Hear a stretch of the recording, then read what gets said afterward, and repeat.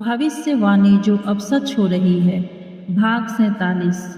सत्य की पुकार और छुपा हुआ एक रहस्य। 500 साल पहले की एक भविष्यवाणी जो किसी ने ध्यान नहीं दी, लेकिन अब वो एक एक करके सच्चाई बन रही है। क्या आप तैयार हैं उस रहस्य को जानने के लिए जो आपके आसपास ही घट रहा है? बहुत समय पहले हिमालय की एक अनजानी गुफा में एक सिद्ध पुरुष ने तपस्या के दौरान चेतावनी दी थी, जब सत्य को झुठलाया जाएगा और न्याय की जगह स्वार्थ ले लेगा, तब दैविक चेतना स्वयं जागृत होगी और जन जन को सत्य की ओर मुड़ने के लिए संकेत देगी। एक अदृश्य शक्ति के माध्यम से यह भविष्यवाणी लिपिबद्ध नहीं थी, यह केवल गुरु परंपरा में दी गई चेतावनी थी।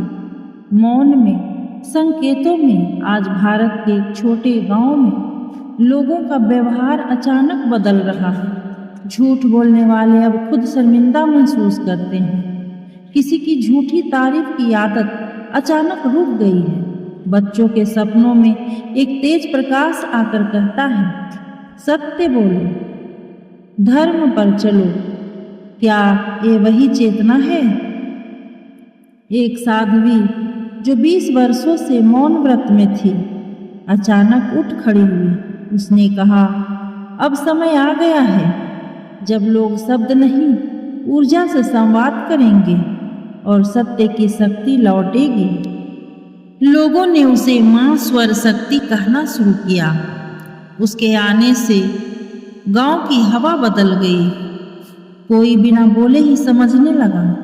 झूठ की जगह चुप्पी आने लगी और एक गुप्त मंत्र लोगों के सपनों में सुनाई देने लगा। ओम ह्रीं सत्याय नमः।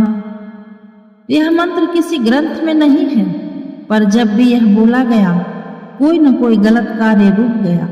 क्या यह वही चेतावनी का प्रकट रूप है? अब साध्वी ने 7 संकेतों की बात की है जो आने वाले 7 सप्ताहों में सामने आएगी। पहला, जल में बिजली का प्रतिबिंब दिखेगा। दूसरा, एक बच्चा अचानक भविष्य की बात करेगा। तीसरा, कोई मंदिर बिना छुए रोशनी से भर जाएगा। चौथा, अंधे सपने में देखेंगे। पांचवा, एक पशु मानव की तरह बात करेगा। छठवां, कोई बिना हाथ के कर्म करेगा। सातवां, अंतिम सप्ताह स्वयं शक्ति किसी एक में प्रकट होगी। अब निर्णय आपका है। क्या आप इस भविष्यवाणी को मानते हैं? क्या अपने साथ कुछ ऐसा घटा है जो अलौकिक था? कमेंट में बताइए और इस श्रृंखला को दूसरों से शेयर कीजिए। भाग 48 में हम जानेंगे, जब चुप्पी बोले तो कौन सुनता है।